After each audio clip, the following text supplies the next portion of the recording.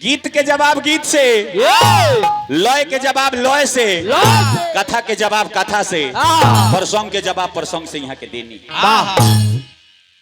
कुछ बात रहो गणेश जी के बारे में जौन विघ्न राज रौरा बोलर नहीं, गणेश के बारे अवतार हम बोलनी, बारे नाम मुश के बारे में पूछनी है, उकरो बारे में बताऊनी।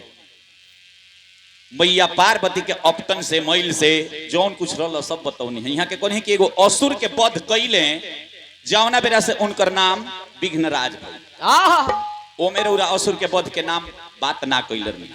ई कहानी गणेश अंक में पेज नंबर 144 में लिखल बा कि मायासुर हरता होने के कारण उनका नाम विघ्नराज पड़ा। नोट कर ली, मायासुर जौन असुर के रउरा बोलनी है कि असुर के मरले रहले तो मायासुर नामक असुर के मरले रहले। राउर जवाब यहाँ समा ध्यान दी बाबा कहां बोलत तनी रउरा कनी है कि गणेश जी छोट रहले, गणेश जी बड़ रहले, कार्तिक जी छोट रहले। हमरा किताब में लिखल बा कि ना कार्तिक जी बड़ रहले, गणेश जी छोट रहले। ओ लोग के उपमा उपाधि दियाइल गणेश जी के बड़ मानल गइल कब? ओ से आम खाली मत जानी, ओ से अमरूदो होला, ओ से अनारो होला। कौना बेरा जौना बेरा भोलेनाथ सारा देवता लो में होड़ लागल कि सबसे पहले अग्र पूजा केकर होई, तो भोलेनाथ कहनी कि जे सबसे पहले चारों धाम के परिक्रमा करके आई ओकर हो। सारा देवता लो अपन अपन सवारी के लेके चारों धाम के परिक्रमा करे चल दे हल। गणेश जी सोचनी कि माता पिता से पढ़ के कौनो धाम नहीं खे, ऐसे 4 बेर शंकर जी के पार्वती मैया के कैलाशे पर्वत कर घूम के अब प्रणाम कर। अब मयूर एने अपन कार्तिक जी चल देहनी चारों धाम घूम के जब आईनी तो सर्व देवता लो सर्व सम्मति से वहां कहल कि एमे रौरा कार्तिक जी छोट बानी आ गणेश जी बड़ बानी, अग्र पूजा पहले गणेश जी के हुई। कहे कि यहाँ के माता पिता के परिक्रमा कैनी आ भोलेनाथ बतौनी कि माता पिता से पढ़ के चारों धाम। ध्यान दी बाबा जेठ छोट ना रहनी ओइजा मानल गइल बाबा फलिया बा डाबा में बियाहो के बेरा ई बात लाग रहे कि सबसे पहले जे 4 धाम के घूम के आई ओकर बियाह हुई पहले कार्तिक जी के पहले गणेश जी के। इहो कथा दूगो कथा, एगो औरी कथा लिखल बा कि राम नाम लिखी रौरा घूमी गईनी जब से प्रथम पूजा के अधिकारी मिलल तब से राम नाम के भी लिख के घूम रहनी। इहो प्रमाण मिले कि जेठ छोट के जौन बात बा कौनी है बा। अगर रौरा कौनो किताब में साबित करी कि गणेश जी बड़ा कार्तिक जी छोट, रावण गणेश जी के गजानन के दांतवा एगो तुरले रहले, रौरा बोलल बानी। अब रौरा कौना किताब से कलव के काल महाकाल अबो कहतनी चैलेंज देके कि कौनो किताब में रौरा साबित करी कि हनुमान जी के सामने महाकाल लागल होके। कमिटी के लोग जबान हो जकरा से पैसा तय भइल बा, हमरा टोटल 60 के रुपया यहाँ के दे दे, हम फ्री में चल जाए।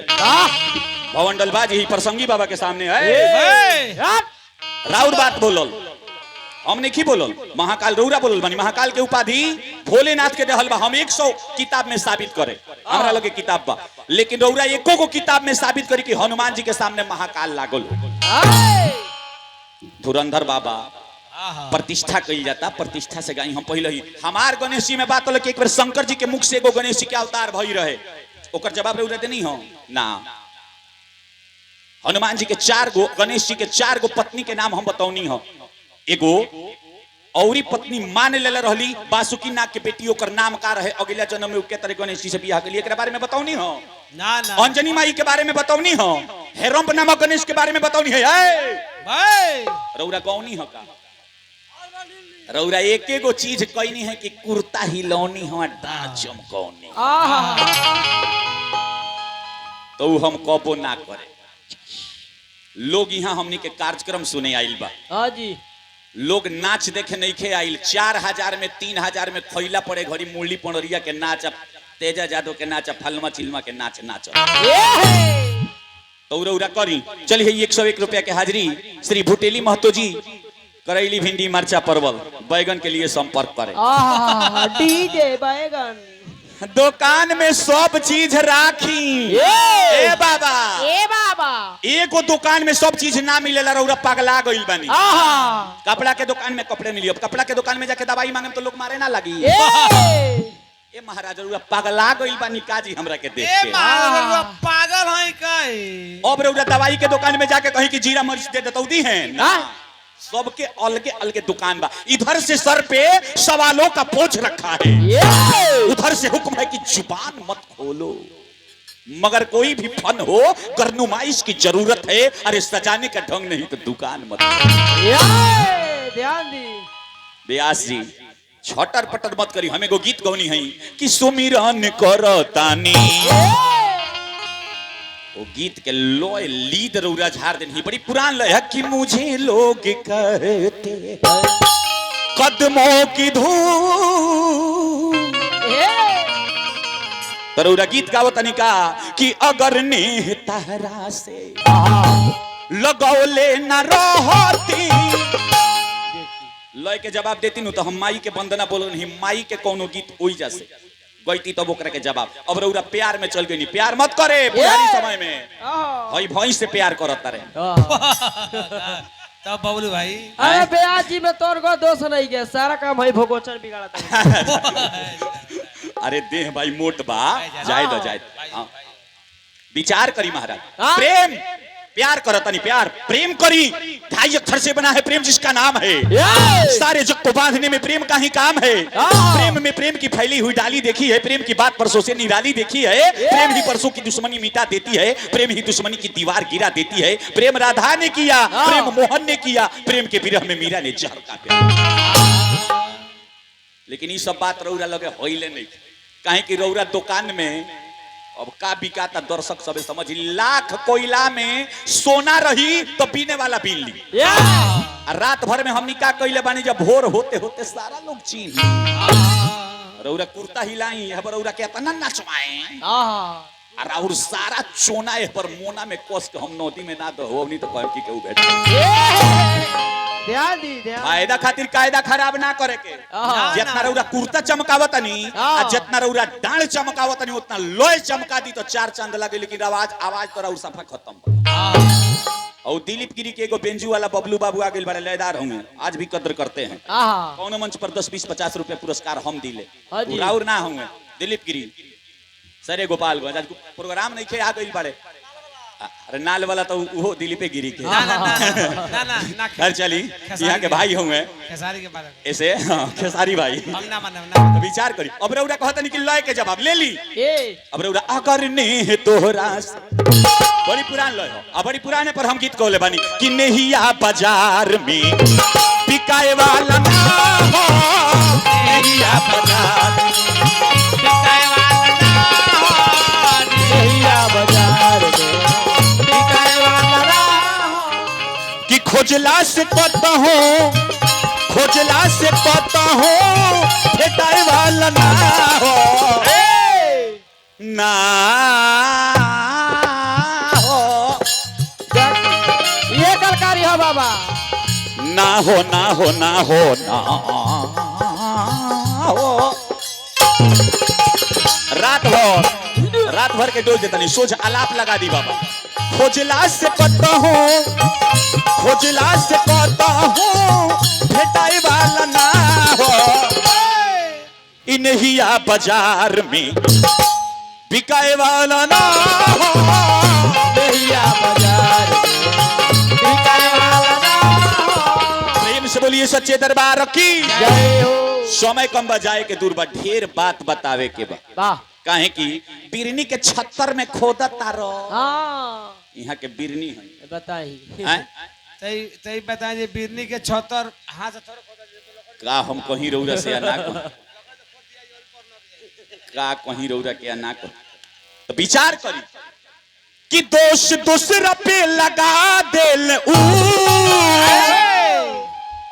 भगवान अपना से कुछ ना करे ले सब है लेकिन दोष दूसरा पर लगावे जी मास्टर साहब ड्राइवर साहब कोटवा में बैठल बड़े उस साहब ना हुए जज साहब आइयो का सरपंच बता सरपंच साहब अब वकील साहब अब कहे तरुरा तकलीफ लागी हम पहले ही कहीं कि साहेब ओकरा के कहल जाला जे जीवन देला मास्टर साहब एगो लड़का के जीवन दीने डॉक्टर साहब एगो मरीज के जीवन दीने ड्राइवर साहब 10 को लोग के जीवन दीने जज साहब से भी गलती हो जाला, गवाही पुख्ता रहेला तो जज साहब से भी गलती हो जाला, फांसी के सजा जज साहब सुना देले, गवाही मिल जाला, तब आदमी निर्दोष होके तो ओके साहब। श्री नंदू जादव जी 51 रुपया के हाजिरी लगौनी, माता जी कल्याण करी, मनोकामना पूरा करी। साहेब अब रउरा कहीं वकील साहेब सभे तना, लेकिन कुछ वकील साहेब पैसा के बदौलत दोषी के निर्दोष बना दिया, निर्दोष के दोषी बना दिया, ओकरा के साहेब ना जीवन दाता नहीं कहते। धुरेंद्र बाबा जौन स्कूल में पढ़त नहीं, ओकर headmaster, venerable present ladies and gentleman and brother and sisters, I am very glad to see you, thanks for this, if you are melodious sound comes to please. जितना देर चाहिए उतने देर ब्यास लोग आवेला। दौरा जानो तनी हमरा बारे में, केहू तरह गवावत नहीं गवाली ना, तो ऐसन ब्यास लोग के पॉकेट में खोस के घुमाई ले। ए बाबा काहे छटर पटर के ले बनी, सभ्यता से संस्कार से गाई, विद्वान के नगरी ह, सभे विद्वान बैठल बनी। आ ज्यादा आउज गाउज करेम नु तो व्यवस्था शुरू कर देम, तो सोच ले की का जगह से जय दी बाबा कि दोष दूसरे पे लगा देल आदमी कुछ ना हो के बाहो चंपा। अब यहाँ के कहन के यहाँ के एथी बाटे लगनी जिला ना, जहां जैसन तहां तो ऐसन करे ना तो मरत।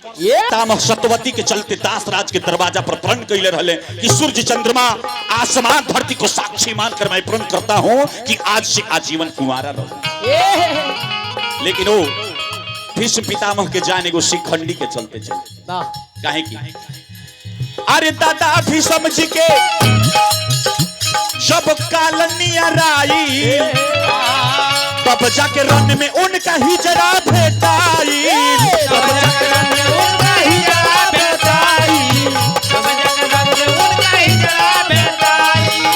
ए महाराज अरे नहीं जनाना हो नहीं मर्दाना, नहीं जनाना हो नहीं मर्दाना, नहीं जनाना हो नहीं मर्दाना।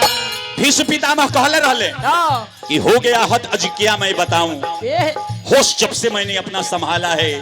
अरे मुकाबला किया बड़े बड़ों का मैं, लेकिन आज तो पढ़ाई की हिजड़ा से पाला है।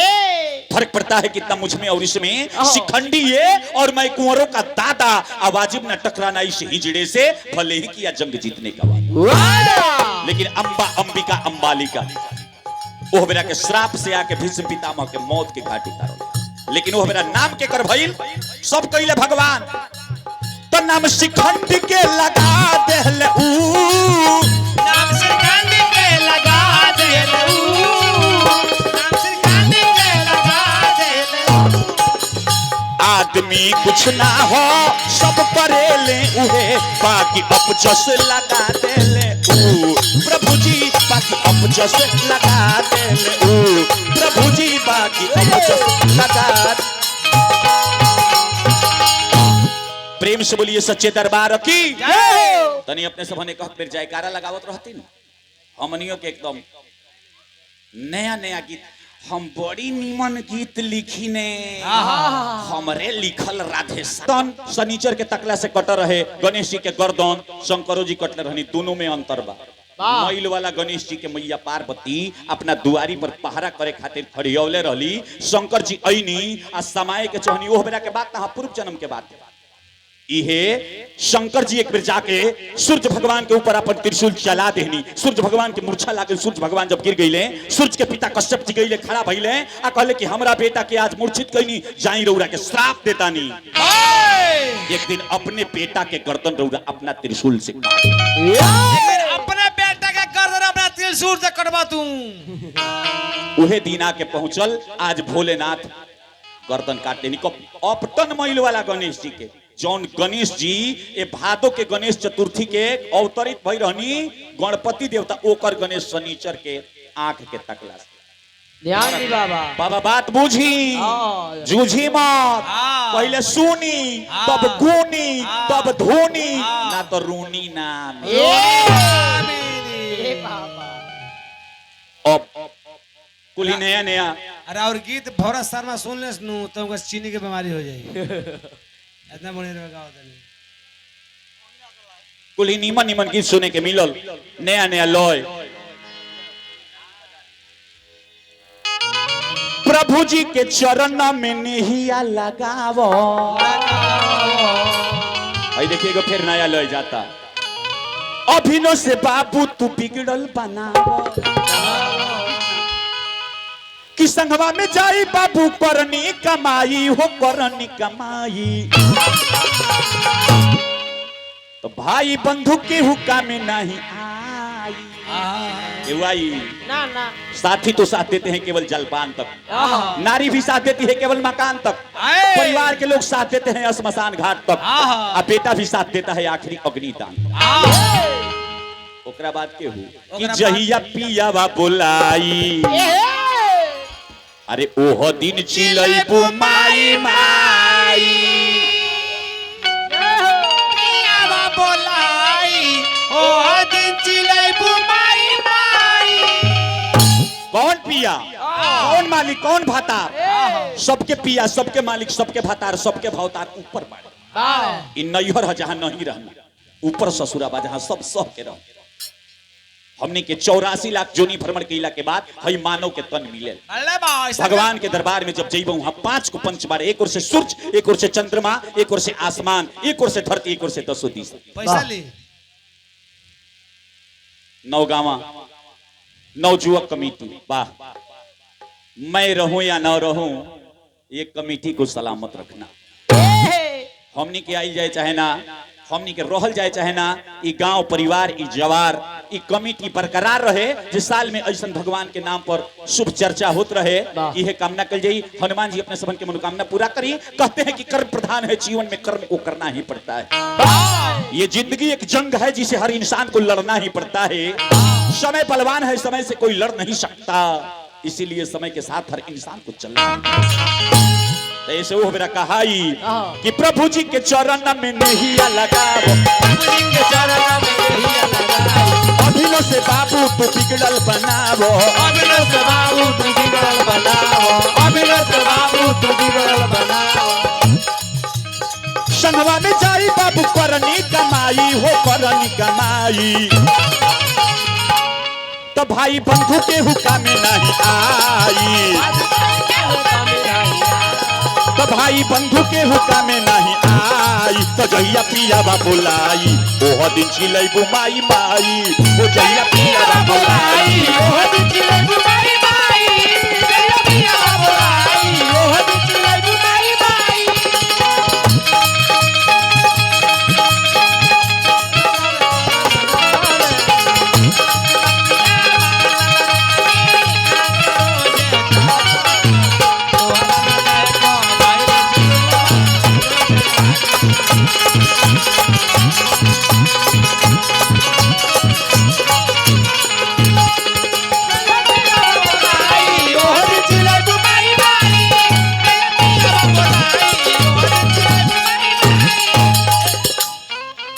भगवान कन्हैया के बारे में ई मिस्टर जगदीश जी फल सेंटर, वहां के ओर से 101 रुपए के हाजिरी, एगौरी के उभव के ओर से 51 रुपए के हाजिरी लो। माता जी सबके मनोकामना पूरा करी। ए मुड़ी पर पहरा लागल बाटे, मुड़िया पे काल के खींची है पारान हाथ मुहवा में डाल के।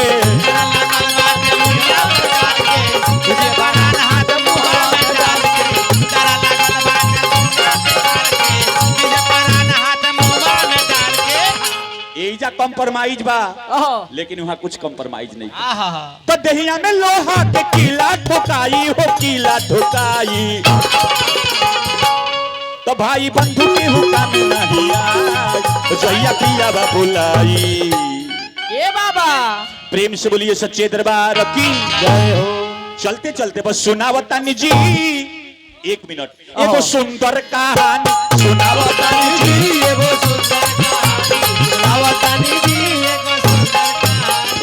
कृष्ण जी के कथा बाबू आज हम सुनाइले,